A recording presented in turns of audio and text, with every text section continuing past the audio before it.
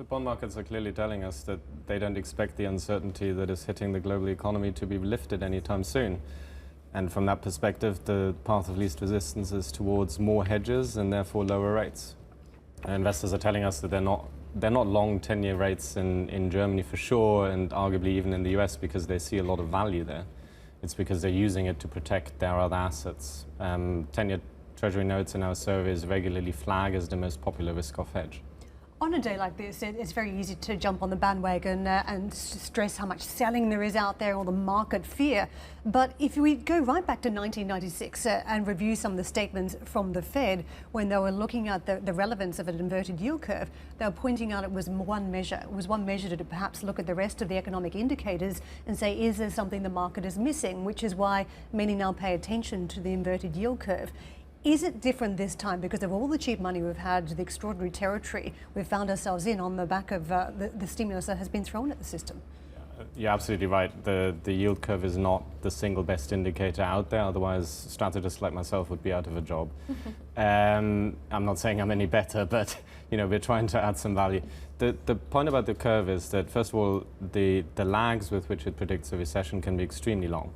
So just because the yield curve has inverted yesterday doesn't mean that we're in recession tomorrow.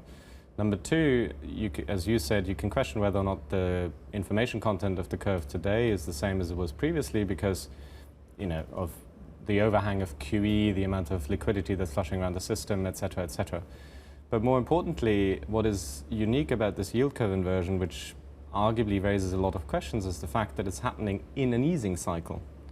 Normally, the curve only ever inverts when the Fed is hiking rates or has just finished hiking rates.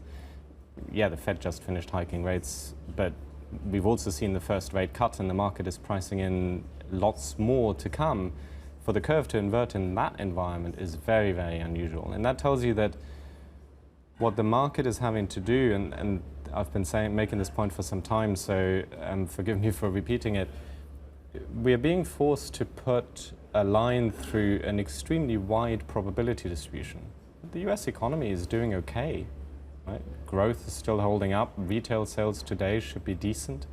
But there is a scenario where yields go all the way to zero because the trade war keeps escalating and the Fed keeps accommodating.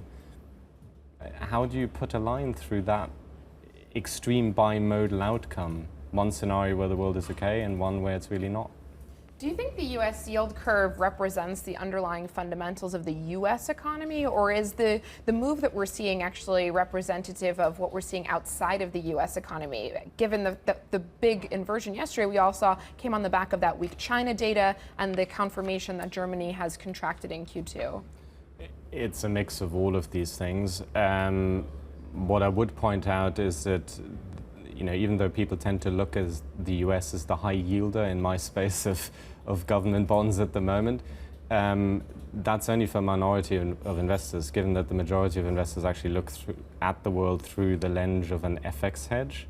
Bonds from that perspective are actually cheaper than treasuries, right? So if you were an FX hedge investor and you bought 10-year notes today on a rolling FX hedge, you would actually lose 30 basis points running versus what bonds give you. That's how expensive the FX hedge is these days. So, yes, treasuries are clearly driven by that global growth fear. But in terms of flow of funds, I think what is driving the outperformance of US rates is just the virtue of the fact that it's the one market where you can see capital gains. Hi, I'm Joanna Bersecci, and thank you for watching. You can check out more of our videos by clicking on the boxes on the screen.